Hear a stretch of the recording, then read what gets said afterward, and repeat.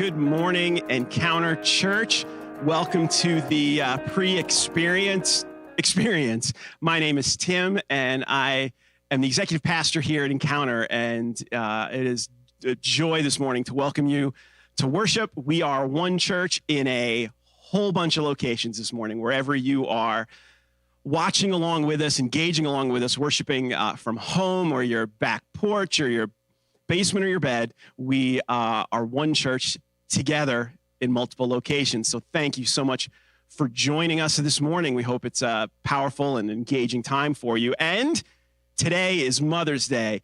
And so it's a day that we celebrate all the mothers in our lives. So if you're a mom out here today, we celebrate you. And what a time to be a mom, right? I mean, we are sheltered at home. If you have little kids at home, you're dealing with school. The dishes have multiplied. Hopefully the family is kicking in and helping. And in today's world, right, so many of the moms that we know and love work in the medical industry. And so you're just carrying a ton. So especially of all the Mother's Days, we thank you for your role in our lives and in your family's lives. Since I've got the mic and the camera to my wife and the mother of our kids, happy Mother's Day. I love you and can't imagine being on this journey with anyone else. And so excited. And to my mother-in-law, I'm so grateful for you and love you. And I'm excited that we get to live near you. And this is a weird Mother's Day, isn't it? It's weird. It's a family time usually. And at a time we're sheltered at home, maybe that means you're not going to see family you normally would today. And so let's do the best we can. And, you know, at Encounter, cookies are for breakfast, but on Mother's Day, cookies are acceptable for every meal. So happy Mother's Day to you. Thanks for being with us. And here at Encounter, as you know, there's been a lot going on. We have been excited to welcome in, through the merging of Mayfair Church, some new folks who are joining us as Mayfair Church in Fulton Heights has merged with Encounter. Super excited about what God is doing, and as we have plans to launch Encounter Fulton Heights here, hopefully this fall. And if you missed it or you didn't know about it, Dirk was live from the Mayfair building Thursday night through Facebook Live. That video is still there. So if you didn't get to see it, head on over to Facebook or back to Facebook after church. Don't miss church and check out that video. He gives a little tour of the space. Continues to cast a vision for what God is doing and tells the story of how we've gotten to this place. And so that's on Facebook. And then this week, I'll be back at 5:30. And we're going to talk about what multi-site looks like. It leads to all sorts of questions, doesn't it? Well, how's this going to work for like children and worship? And what does it mean to be one church in two locations? We're going to unpack that over the next 3 weeks or so. 5:30 on Thursday evening. Tune in to our Facebook Live. To join me, bring your questions. We're going to kind of flesh it all out. We'll also be talking about, now that we have some new direction from the government on what it means to kind of phase back into normal life. What does that mean for Encounter? When might we be filling these spaces back up with people? So that's Thursday. But this morning, we're excited to be worshiping with you. If you're here and connected in the chat, why not share your favorite memory with your mom? Maybe something fun or special that you want to celebrate today. For me, my mom passed away years ago, but my favorite memory with my mom, one of my favorite, was when I was in college or young adult working. I'm coming from a huge Italian family. And it was just my mom and I, though, together for one Thanksgiving. And so I provided Thanksgiving. I bought like Chinese food and ice cream for like 8 people. And my mom and I just ate Chinese food and ice cream all day for that Thanksgiving. And we just kind of said hi to each other throughout the day as we watched TV. It was one of our most fun and engaging memories. So whatever memories you have, something you want to share that in the chat. And let's encourage each other. And we also know that Mother's Day can bring with it a wide variety of emotions. It's a family-oriented holiday. And so that can also carry with it not just sort of joy and gratefulness, but some pain or hurt or longing or expectation, because it is such an intimate relationship. And so if this morning Celebrating moms brings with you some pain because of the loss of a loved one or a desire in your life that hasn't been met. If you're feeling left behind because of this, know that God sees you, and as his body, we see you and we love you, and we're just grateful that we get to be a church family together. And today is a perfect time to wrestle with these and to sit in this topic because as we continue in the But God series, we're talking about setbacks. And often in our lives, as we go through life and have expectations about relationships, they don't turn out the way we expected, right? Our plans change and we face these setbacks. And that might be what you experience and what you think about as we are celebrating Mother's Day. And so today is for you.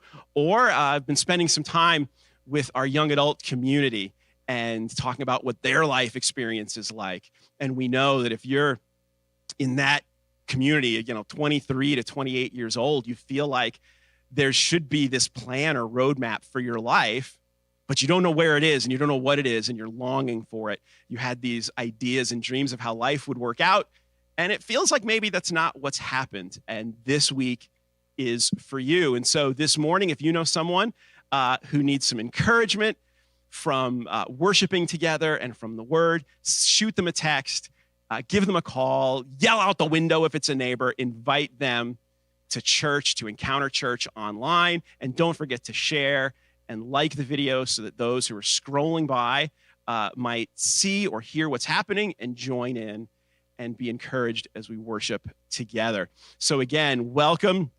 Happy Mother's Day to all of you. Seems a little unfair, right? That today is Mother's Day and then like Father's Day is going to come in June. We're hoping that some of the restrictions are relaxed. School is going to be over. I think maybe instead of Father's Day this year, we should have like Mother's Day 2.0 because it just always seems like moms just get the short end of the stick sometimes with the holiday. So we hope you're having a great time celebrating today, remembering your parents and the influence they've had on your life. But we are excited to worship together this morning. Church is going to start here in just about 3 minutes. So grab your coffee, grab your cookies, snuggle up with the family, and let's get ready to worship. Thanks for joining us.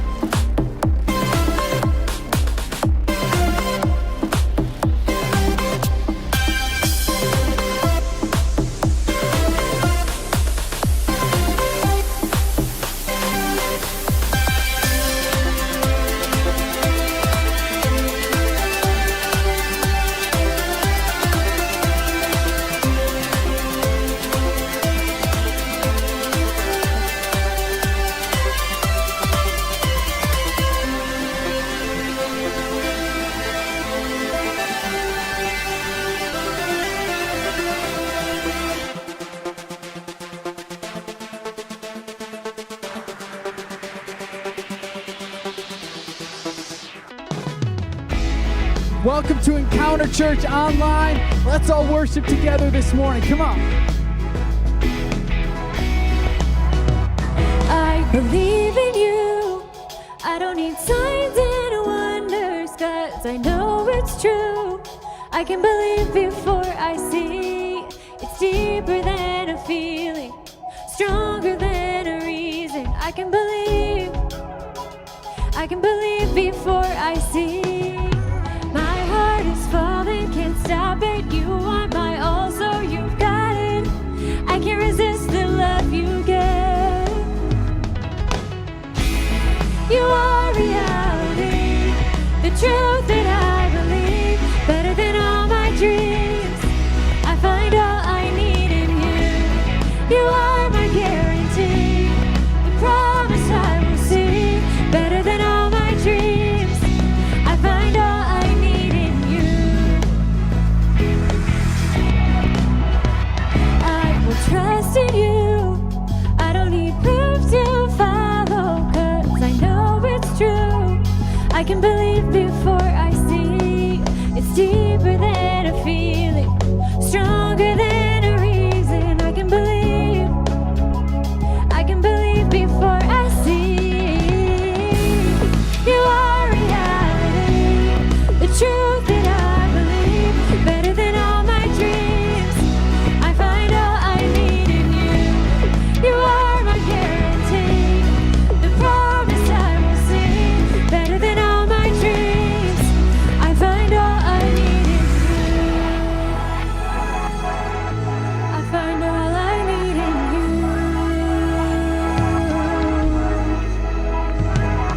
My heart is falling, can't stop it. You want my all, so you've got it. I can't resist the love you give. My heart is falling, can't stop it. You want my all, so you've got it. I can't resist the love you give. 'Cause I find all I need in you. You are reality, the truth that I believe, better than all my dreams. I find all I need in you. You are my guarantee, the promise I will see, better than all my dreams. I find all I need in you.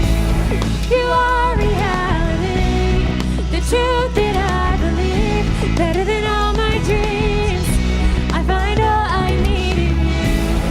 You are my guarantee, the promise I will see, better than all my dreams. I find all I need in you. I find all I need in you. I find all I need in you.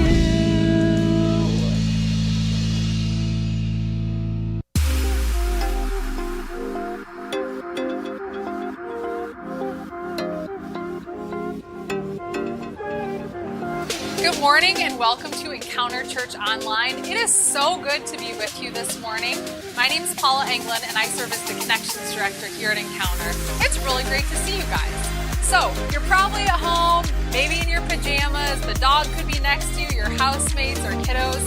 Today is a great day to stand and sing during these next few worship songs we have coming up. Another thing you can do is like and share the stream right now. It's a great way to spread hope and invite your friends, family, and neighbors to worship with us this morning. And then go ahead and treat those comment sections on both Facebook and YouTube kind of like a virtual lobby. You can say hi to each other while you're running to grab some coffee, share something that God is doing in your heart through the worship experience. Just let's build community even during this crazy time. Guys, we're all in this crazy season together. Seriously, we want to come alongside you in whatever it is you're facing right now because we do life together. That's one of our values, but it's something that we want to live out as well. So if you're facing financial difficulties right now, or you could use some mental health resources, go ahead and email help@encounterchurch.org and we'll get in touch with you. Also, this Sunday and every Sunday, our prayer team is standing by to come alongside you in whatever it is you're facing. So if you have a prayer request or a praise report, you can share it with us by emailing prayer@encounterchurch.org. The prayer team will join you immediately in prayer. Let's face it, Encounters Ministries look almost nothing like they did a month and a half ago. But it's been amazing to welcome so many new people who have discovered Encounter Church online. It's a blessing, and we invite you to continue with us in financial partnership. The easiest way to do that is by going to encounterchurch.org/give or by texting give to the number below. All right, everyone, it's time. Let's stand up and worship God together.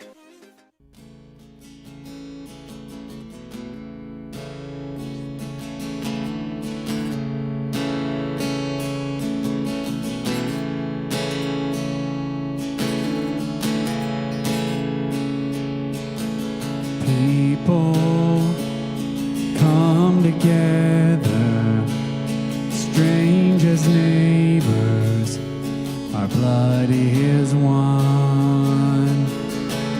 Children of generations, of every nation, of kingdom come.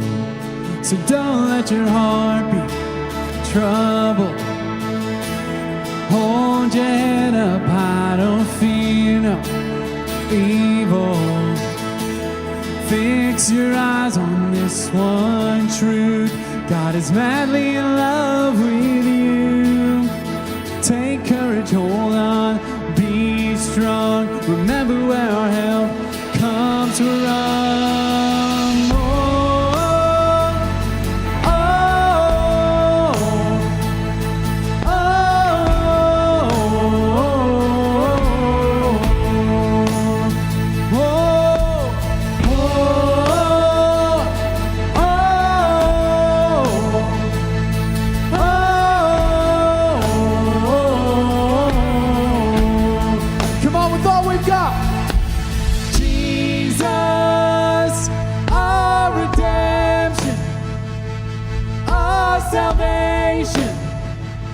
Is in his blood. Jesus, light of heaven, friend forever, his kingdom come. So don't let your heart be troubled. Hold your head up high, don't fear no evil. Fix your eyes on this one truth. God is madly in love with you. Yes, he is. Take courage, hold on, be strong. Remember where our help comes from. Oh, oh, oh, oh,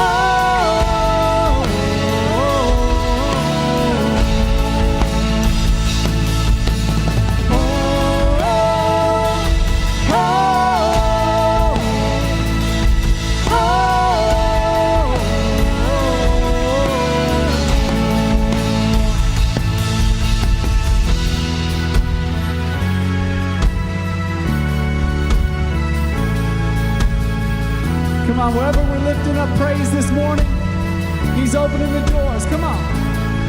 Swing wide, all you heavens. Let the praise go up as the walls come down. All creation, everything with breath, repeat the sound. All his children, clean hands, pure hearts, good grace, good God. His name is Jesus. Come on, let's bring it up. Swing wide, all you heavens. Let the praise go up as the walls come down. All creation, everything with breath, repeat the sound. All his children, clean hands, pure hearts, good grace, good God. His name is Jesus. Here we go.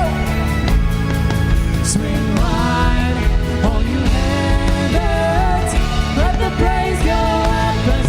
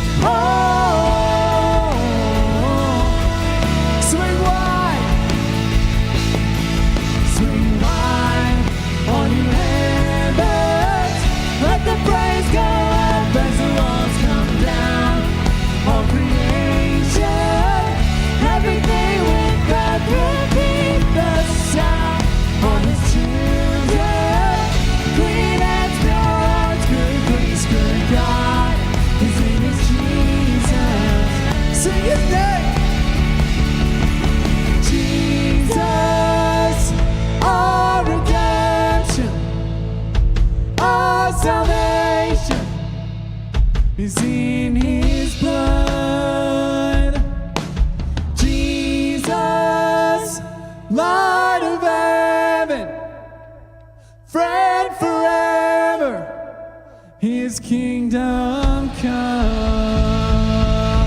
Oh, we're lifting praise.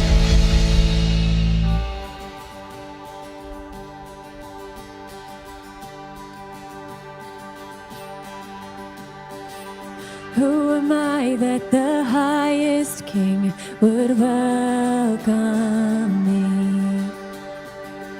I was lost, but He brought me in. Oh, His love for me. Oh, His love for me. Who the Son sets free, oh, is free indeed. I'm a child of God. Yes, I am. Free at last, He has ransomed me. His grace runs deep. Well, I was a slave to sin. Jesus died for me. Yes, He died for me. Who the Son sets free, oh, is free indeed. I'm a child of God. Yes, I am. In my Father's house, there's a place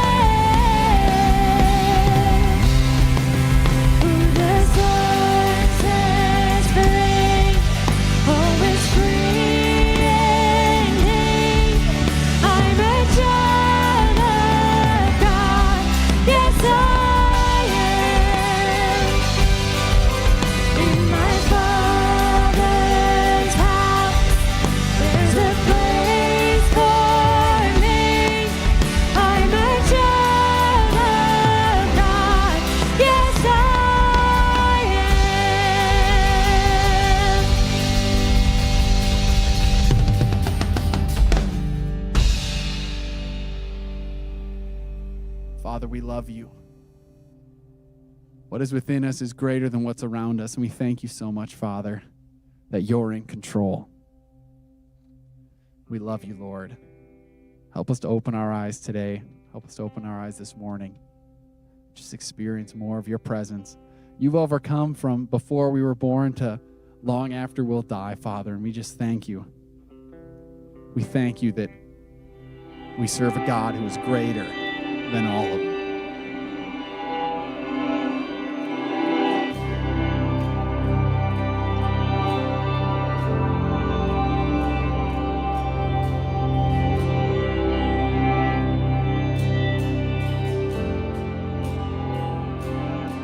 From the dust you breathe your life in me.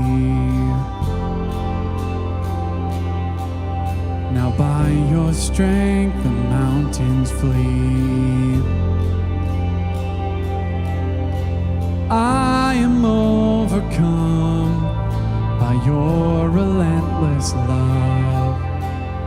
I can't earn your love.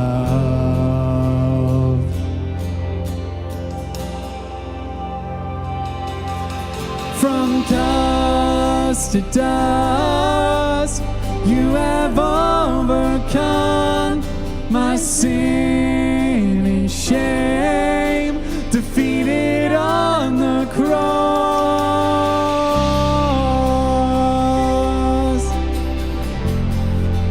Oh, you defeated, Lord.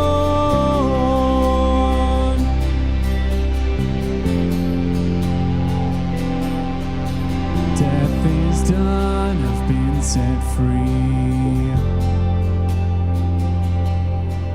The grave has lost its hold on me. And though I still fear, I know that you are here. Your love carries me. Oh, from dust to dust, you have overcome my sin and shame, defeated on the cross. From dust to dust, you have overcome my sin and shame, defeated on the cross.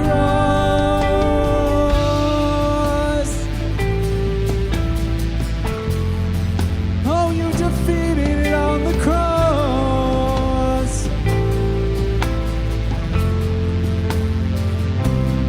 What is within me is greater than what's around me. Believe it this morning. I have the victory, 'cause you are fighting for me. Come on. What is within me is greater than what's around me. I have the victory, 'cause you are fighting for me. What is within me is greater than what's around me.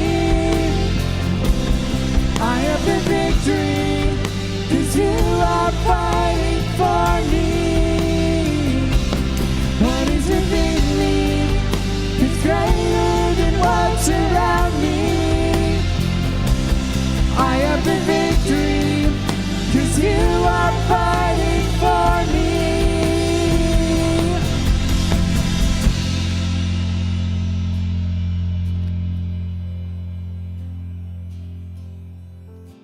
On that cross you died for me. Then in 3 days you began to breathe. Your glory overwhelms the darkness of defeat. You destroyed the grave. Come on, yes, he did. Oh, you destroyed the grave.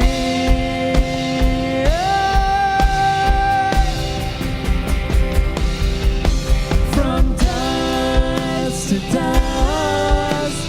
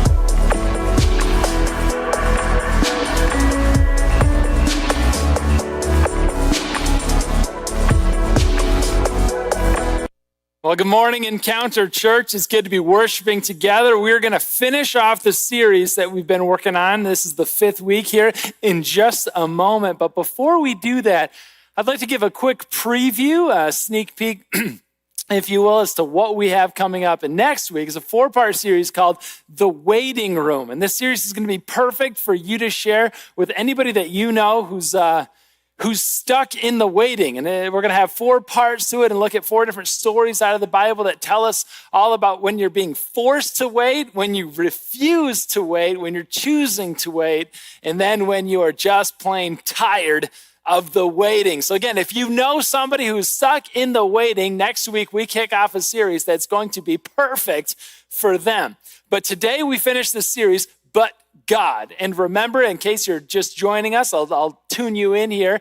What the series is about is taking a look at all of these different places in the Bible where those 2 incredibly powerful words are used. But God. These are words that when God breaks in, when God intervenes, when God makes the future nothing like the past. And today we're taking a look at how setbacks happen. Now it's just a reality right now that on Mother's Day, we're all experiencing like setbacks that are happening. Maybe your routine or your traditions have been disrupted right now on Mother's Day.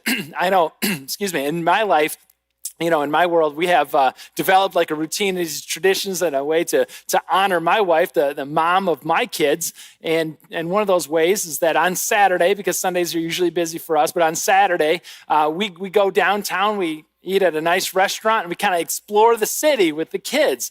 And it's been a great routine. Except for this year, what that's looked like is takeout and exploring the backyard again. And setbacks, church, it's just a reality. Setbacks happen. And so what I'd like to do this morning is just as a way of doing life together is just to share in the comments section below is how are you honoring and how are you celebrating the mother figures in your life, especially in the reality that we're all in right now. And maybe we can use a couple ways in our world. So go ahead and leave those comments in the section below. How are you celebrating? How are you honoring the mom, the mother figure in your life? But today, too, we're talking about setbacks, not just for Mother's Day, but for all of life, all of the setbacks that we encounter. Right? So like this year, we've just been through it and back with setback after setback. All right. I read one time in an article just last week that one of the causes of discouragement right now is that our daily routines have been disrupted, and it causes us this disorientation in a sense of being without place. And I'm like, yeah, that's part of it. There's also a global pandemic. There's also, if you live in West Michigan, snow in mid-May. And then there's apparently murder hornets on the way. It's like, who is playing Jumanji with 2020 as a year? Like, what is going on right now? It's the truth, is that setbacks happen. And so what I'd like to do is I'd like to give you like a phrase, give you a mantra, give you something to shout in response to it all. That recalibrates, reframes, that reimagines whatever setback you have and puts it into the context of God's incredible glory. And before I tell you what that line is, I'd like to show you where it is. And so if you'll join me in turning to Genesis chapter 50. Genesis is the last chapter in the first book of the Bible. So as you're flipping to it and you get to Exodus, you've gone too far. Pretty much anything that isn't Genesis, you've gone too far. At Genesis chapter 50, it's the tail end of the Joseph story. In fact, just the final chapter, the final ending of it. And as you find Genesis chapter 50, I want to let you know that the Joseph story is 13 chapters long. And just consider this for a minute. Consider this, that God gives in the book of Genesis, God gives Joseph 13 chapters. He dedicates all of 10 words to the creation of the universe. In the beginning, God created the heavens and the earth. And then sure, we get 2 chapters that kind of add a little color commentary onto it, but 10 words to the creation of the universe in 13 chapters to all of the setbacks and triumphs in the Joseph story. Clearly, God has a lot to say about setbacks. As we get into this story, I want you to be aware of a couple things. The first one is that the story of Joseph can simply be summarized in this, that Joseph's brothers hated him, the Midianites sold him, Potiphar jailed him, his cellmates forgot about him, but God promoted him. And the second thing as we get into it is that we have to know about this doctrine of God. We have to know about an attribute of God. We have to take heart a characteristic of God. It's a theological term that I like to teach to you because I think it's going to make all the difference in whatever setback that you face this week. The theological term is the providence of God. And the providence of God focuses on the everyday and the ordinary. See, so often, church, isn't it true? So often that we get caught up and swept up in the miracles of God. We see these incredible stories of God breaking in and God intervening. We hear these stories about lives that are totally and radically transformed, miraculously, supernaturally transformed. And I love those stories, and a lot of you have shared those with the church and shared those with me, and I will never get over it. But one thing what that does is it makes me overlook the providence of God. And the providence of God is the work of God that's at work all the time. The providence of God is how God uses the ordinary to exact extraordinary results. The providence of God works within the natural order to affect supernatural outcomes. The providence of God in your life is incredibly profound and incredibly powerful force to be reckoned with. Okay, so we're going to read about the providence of God in the life of the Joseph story. Remember last week we talked about dysfunctional families, and that was a fun one. I didn't want to land that one on Mother's Day, so you're welcome for that one. But it could have been appropriate, I think. But last week we talked about dysfunctional families in the family of Jacob. Well, Jacob's son was Joseph. And so Joseph comes from this really, really dysfunctional family. His dad, Jacob, had 4 wives, not in order, but at the same time. All kinds of dysfunction. His brothers couldn't stand him, ends up selling him off to those Midianites I mentioned earlier. I mean, there's layers of dysfunction onto this family. But now we're going to drop in at the very, very tail end of the story in Genesis chapter 50. Let's kick it off here in verse 15, where it says that when Joseph's brothers saw that their father was dead, they said, what if, those are dangerous words. What if Joseph holds a grudge against us and pays us back for all the wrongs we did to him? What if Joseph pays us back? What if our brother deals with us how we dealt with him? What if? Now, if you know part of the story, then you know those are powerful words. That phrase when he says, what if he pays us back? The connotations of that word, paying us back, is like paid in full. What if he does exactly to us what we did to him? What's going to happen then? Well, you have to know just how guilty their conscience were. You see, in the story, by this time, after selling him to the Midianites, they didn't want him, so they made a little money off from him, and then he gets falsely accused and then imprisoned, and then God is starting to raise him up. We get some signs of some hope, and the cellmates get their dreams interpreted correctly by Joseph. And the only thing Joseph asks in return to this guy who's going to get promoted to the personal assistant of Pharaoh in Egypt is, would you not forget about me? That's all I'm asking. When you get your promotion, don't forget about me. And he says, Joseph, I will never forget about you. And then he immediately forgets about him, and years go by with Joseph being left in prison. I mean, this is the Joseph story, and it was all the fault, the results of his brothers. What if Joseph deals us back for all this?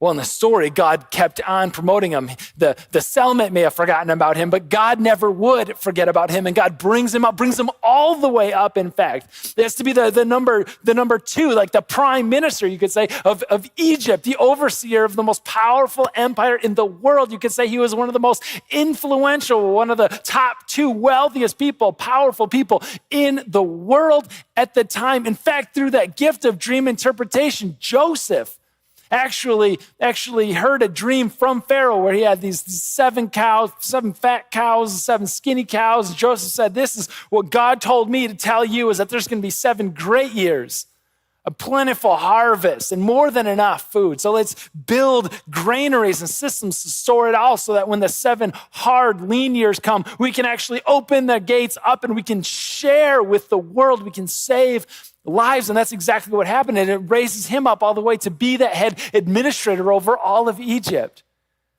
Like this incredible story. And now his brothers come like begging for food and saying, hey, listen, and we need something to eat. And then Joseph sees these guys. Joseph, his heart just breaks. He weeps. He's a crier, by the way, in the story. Whoever said that grown men don't cry, I mean, they've got another thing coming. Joseph is a crier in the story. He comes up to his brothers, and he just bawls his eyes out and says, it's me, it's Joseph. 5 chapters previous to this one, Joseph forgave his brother, and now they've got that record in their head because their dad just died. What if? That nagging voice asks, that evil voice in the back of their head asks, what if? What if Joseph only forgave us because he didn't want to break dad's heart again?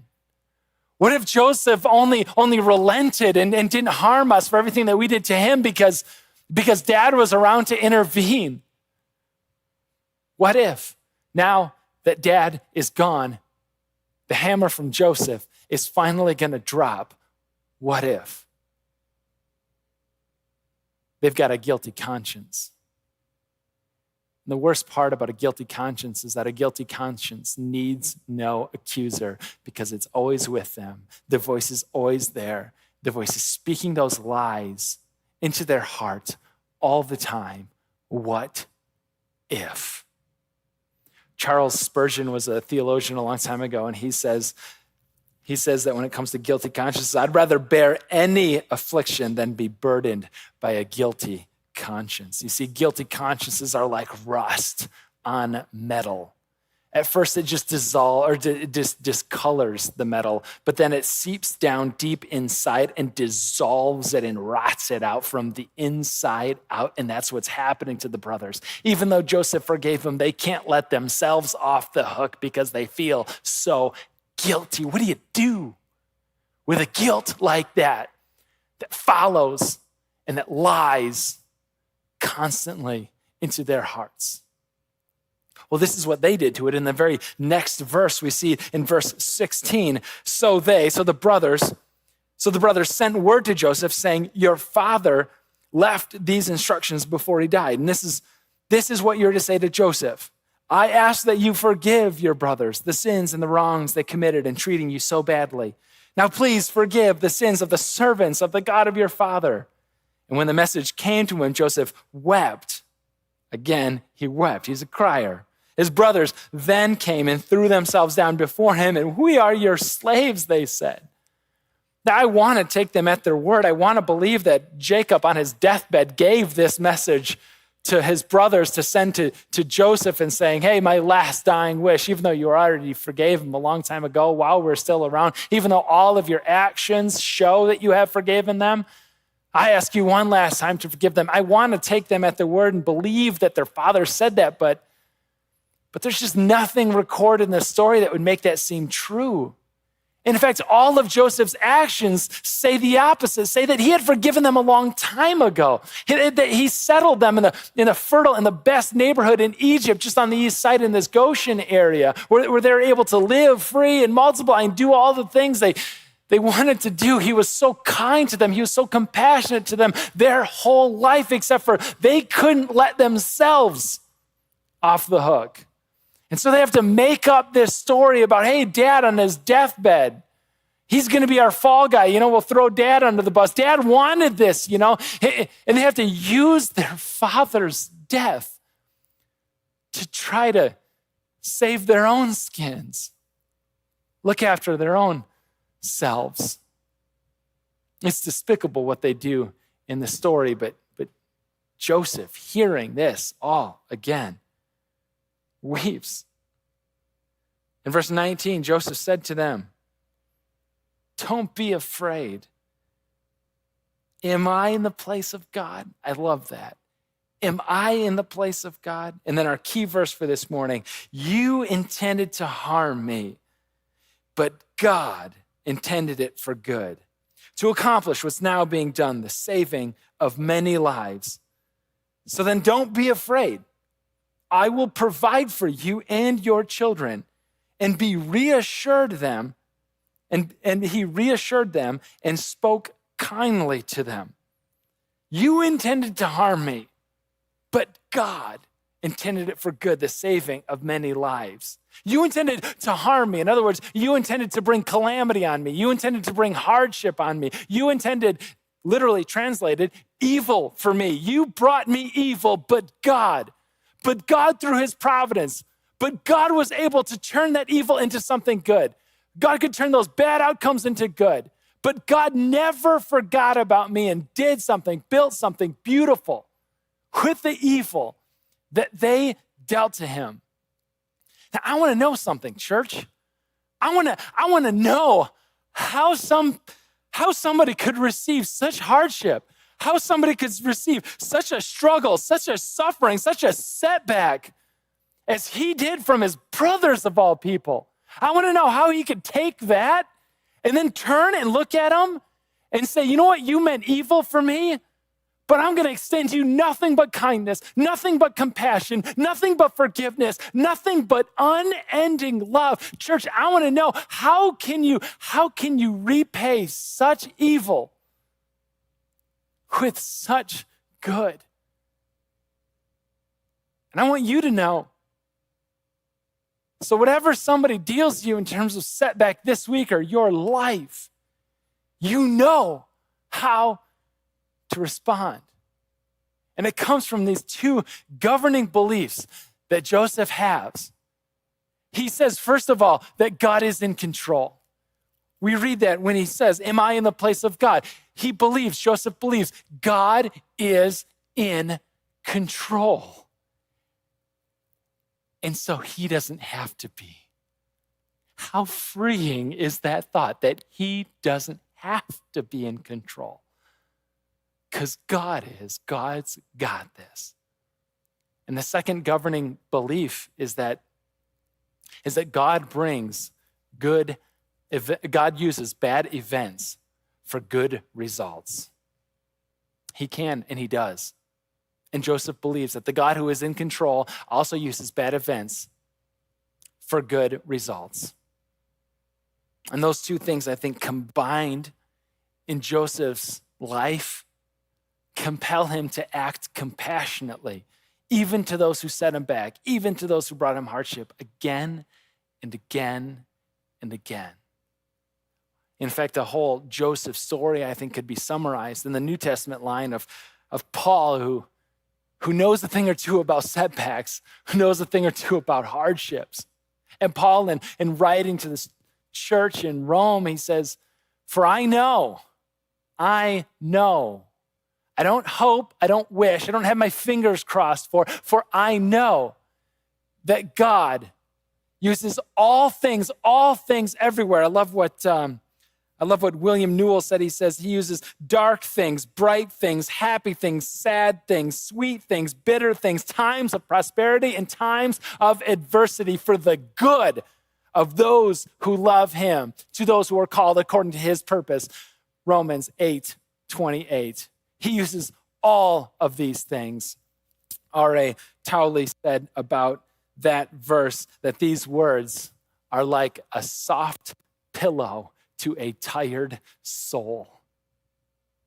And maybe if you've just been gripping on a control and some of the setbacks that you experience are just outside of your control, and that's what makes it even harder to deal with, maybe just acknowledging, number one, that God is in control helps you just hand it over to God, and that you can find a soft pillow to lay your head to rest a weary soul.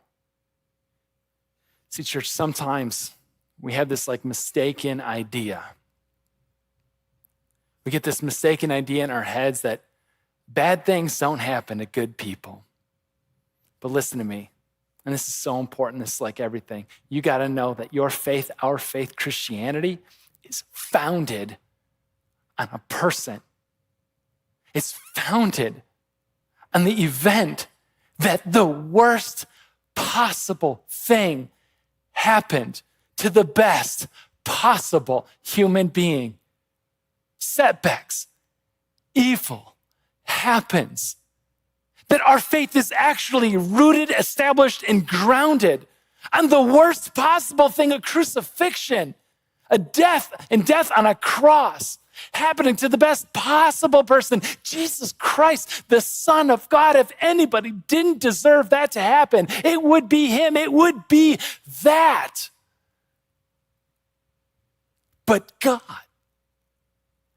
God uses bad events, the horrible, worst events, for the best possible good, the salvation of many. Not just that Joseph had this opportunity now to literally feed the world out of the storehouses that he's been putting aside, but no, now Jesus Christ uses that the death on a cross, for the salvation, not just for a decade or two, but the salvation, the saving of lives for eternity. He won that from such a setback as the cross. And this is what's maybe, I think, the hardest part of all of this. We know that God is in control. And some of you are struggling, but most of the time you're there. You believe that God uses bad events for good results. But now the hardest part, I think, is that beliefs like that demand a response, don't they? It demands something from us. And so this week, during the setback that's COVID-19, I ask you to find a way not to waste your pain. Don't waste your pain, church. Don't waste it, not for a second. Because God in his providence is using all things, bright things, dark things, sweet things, bitter things, good things, bad things. He's using it all for the good, for your good, the saving of many lives. He's behind it all. Don't waste your pain. We say it time and time again around here that your area of deepest pain may be your area of greatest ministry. Consider what that might be for you to start opening up that area of hurt and to share it with somebody else. Because God is going to use that for something so good, something so incredible. That's the providence of God. You want to see something extraordinary? Turn over the ordinary to him. Turn over the pain that you have to him and watch as God turns that evil for good. I think this is what it looks like. Years ago, author Jim Collins in his book, Good to Great, sat down and interviewed Admiral Jim Stockdale. And Jim Stockdale was the highest commissioned officer imprisoned in Vietnam in the 1970s. It's called the Hanoi Hilton. And Jim Collins sits down with Admiral Stockdale, and he just has a simple question that he leads with. He goes, how did you make it? How did you survive and even thrive all those years that you were locked away, all those years that you were tortured when so many didn't? We also have to know that Stockdale, as a prisoner, he got word, he found out that they were going to use him as an officer. They were going to use him for the propaganda machine. And so he, instead of being used as propaganda and being put out in print and on TV, he finds this razor blade and he actually mars up his face, disfigures his face with the razor blade. He cuts it because he doesn't want to be used for the enemy. How? How did you survive when so many didn't? And this is our line. This is what I want you to keep in mind as you experience your own setback. He says, I never lost faith in the end of the story. I never lost faith in the end of the story. I never doubted, not only that I would get out, but also that I would prevail in the end and turn the experience into the defining event of my life, which, in retrospect, I would not trade. I would use that setback as the defining event in my life that I would not trade. Church, setbacks happen, never lose sight of the end of God's story. Let's pray together. Gracious God, you haven't abandoned us. You haven't left us. God, we experience setbacks, sufferings, and struggles. But God, you will never abandon us. You will never forget about us. God, give us the courage and the faith to hang on to those words that we will never lose sight of the end of this story. Though there's going to be bumps and there's going to be hardship, God, we want to believe. We believe you are in control. And in your providence, you can bring about extraordinary outcomes from our ordinary pain. And so, God, as somebody is listening in right now, I ask that you nudge them to send us a message, send a prayer along, to turn over some kind of hurt, some kind of pain over to you, Jesus. To never lose sight of the end of what you are doing. Jesus, we pray all of this in your name, the God who turns evil for your amazing glory. In the name of Jesus, amen.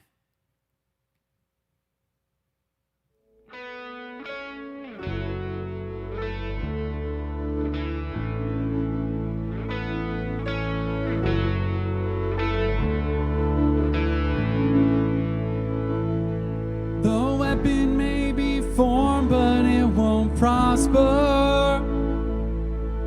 When the darkness falls, it won't prevail. 'Cause the God I serve knows only how to triumph. My God will never fail. Oh, my God will never fail. I'm gonna see a victory. I'm gonna see a victory. For the battle belongs to you, Lord. I'm gonna see a victory. I'm gonna see a victory. For the battle belongs to you, Lord.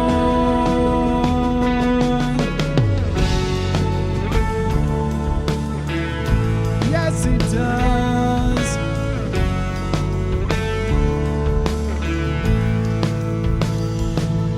There's power in the mighty name of Jesus. Every war he wages, he will win. Oh, I'm not backing down from any giants, 'cause I know how this story ends. Yes, I do. Oh, I know how this story ends. I'm gonna see a victory. I'm gonna see a victory. For the battle belongs to you, Lord. I'm gonna see a victory. I'm gonna see a victory. For the battle belongs to you, Lord.